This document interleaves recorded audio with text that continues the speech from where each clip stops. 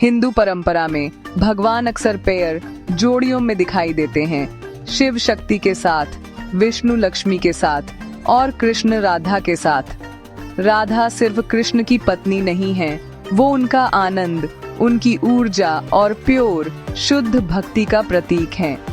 राधा अष्टमी भाद्रपद के 8वें दिन मनाई जाती है।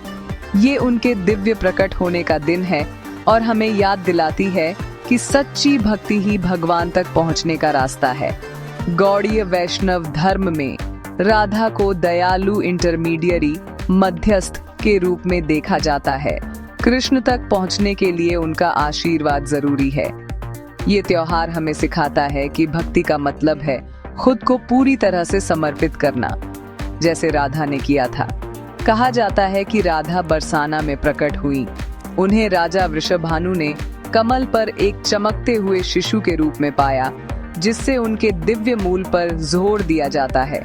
उन्होंने अपनी आंखें बंद रखीं जब तक कि कृष्ण को उनके सामने नहीं लाया गया।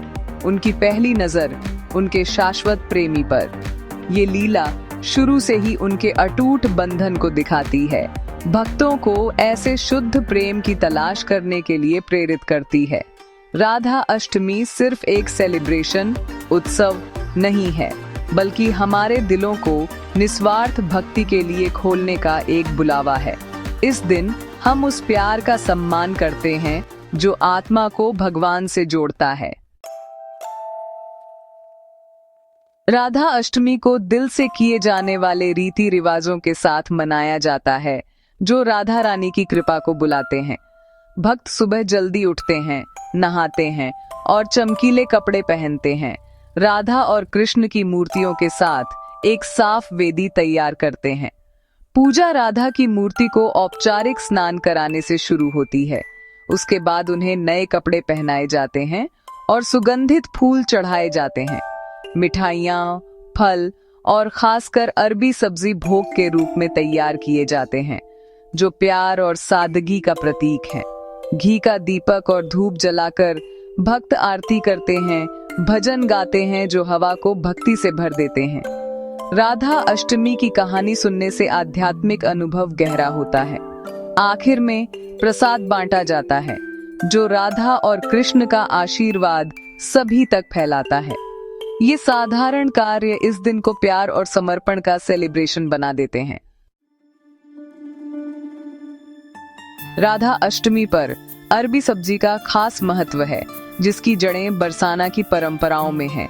अरबी एक साधारण जड़ शुद्धता और भक्ति का प्रतीक है। अदेखी बढ़ती है, जैसे भगवान के लिए सच्चा प्यार। अरबी तैयार करना आध्यात्मिक यात्रा को दर्शाता है। शुद्ध करना, बदलना और खुद को भक्ति के साथ अर्पित करना। रेसिपी सिंपल है, उबालकर, छीलकर और सात्विक मसालों के साथ फ्राई करके फिर धनिया से गार्निश सजाना करें। कोई प्याज या लहसुन का इस्तेमाल नहीं किया जाता है, जिससे डिश भोग के लिए शुद्ध रहती है। ये साधारण भोग भक्तों को राधा की दुनिया से जोड़ता है, जिससे खाना बनाने का काम ही एक मेडिटेशन, ध्यान बन जाता है। अरबी सब्जी के जरिए हम सिर्फ खाना ही नहीं, बल्कि अपना प्यार और आभार भी चढ़ाते हैं। वैसे तो अरबी सब्जी ट्रेडिशनल है, राधा अष्टमी का भाव प्यार को सिंपल, प्योर, शुद्ध खाने के जरिए चढ़ाने का है। मिठाइयाँ, फल और डेयरी, हर चीज भक्ति के साथ तैयार की जाती है, जो पवित्र प्रसाद बन जाती है। ये त्योहार राधा के निस्वार्थ प्रेम पर विचार करने और अपने जीवन में ऐसी भक्ति की इच्छा रखने का समय है। व्रत रखना, गाना और उनकी कहानियों में डूबना दिल को साफ करता है और आत्मा को ऊपर उठाता है।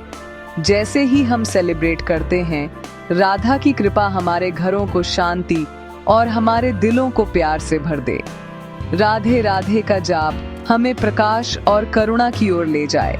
आपको राधा अष्टमी की बहुत बहुत शुभकामनाएं।